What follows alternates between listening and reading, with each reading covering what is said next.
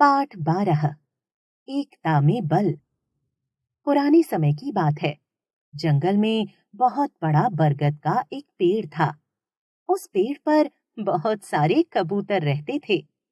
वे जंगल में घूम घूम कर भोजन की तलाश करते और अपना पेट भरते थे। उन सभी कबूतरों में एक बूढ़ा कबूतर भी था जो बहुत ही समझदार था। इसलिए सभी कबूतर उसकी बात मानते थे। एक दिन उस जंगल में कहीं से घूमता हुआ एक बहेलिया आ गया। उसकी नजर उन कबूतरों पर पड़ी। कबूतरों को देखकर उसकी आंखों में चमक आ गई और उसने अपने मन में कुछ सोचा और वहां से चला गया। लेकिन बूढ़े कबूतर ने उस बहेलिये को देख लिया था। दूसरे दिन भरी दोपहर में सभी कबूतर पेड़ पर आराम कर रहे थे। उस दिन वह बहेलिया फिर आया और उसने देखा कि गर्मी की वजह से सभी कबूतर पेड़ पर आराम कर रहे हैं। उसने बरगद के पेड़ के नीचे जाल बिछाकर उस पर कुछ दाने बिखेर दिए और दूसरे पेड़ के पीछे जाकर छुप गया। कबूतरों में से एक कबूतर की नजर उन दानों पर पड़ी। दानों को देखते ही उसने सभी कबूतरों से कहा कि देखो भाइयों, आज तो किस्मत ही खुल गई है। हमें आज भोजन की तलाश में कहीं जाना नहीं पड़ेगा। आज भोजन हमारे पास पेड़ के नीचे ही पड़ा हुआ है। चलो चलकर मजे से दाने चुगते हैं।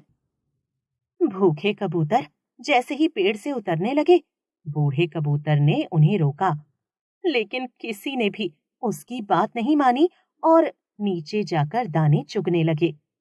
बूढ़े कबूतर की नजर अचानक पेड़ के पीछे छिपे बहेलिये पर पड़ी और उसे सारी बात समझते देर न लगी। लेकिन तब तक बहुत देर हो चुकी थी। दाना चुगकर कबूतर उड़ने की कोशिश करने लगे, लेकिन सब जाल में फंस चुके थे। कबूतर उड़ने की जितनी कोशिश करते, उतने ही फंसते जाते।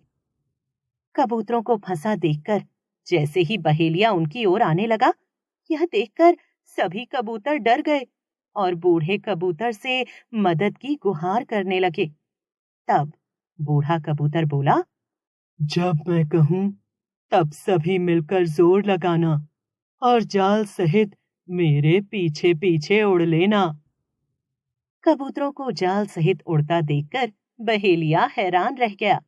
बूढ़ा कबूतर सभी कबूतरों को दूर एक पहाड़ी पर अपने मित्र मूसक राज के पास ले गया। मूसक राज ने बूढ़े कबूतर के आग्रह पर अपने तेज दांतों से जाल को काट दिया। सभी कबूतरों को आजाद कर दिया। आजाद होकर कबूतरों की खुशी का ठिकाना न रहा। शिक्षा: हमें हमेशा अपने से बड़ों का कहना मानना चाहिए।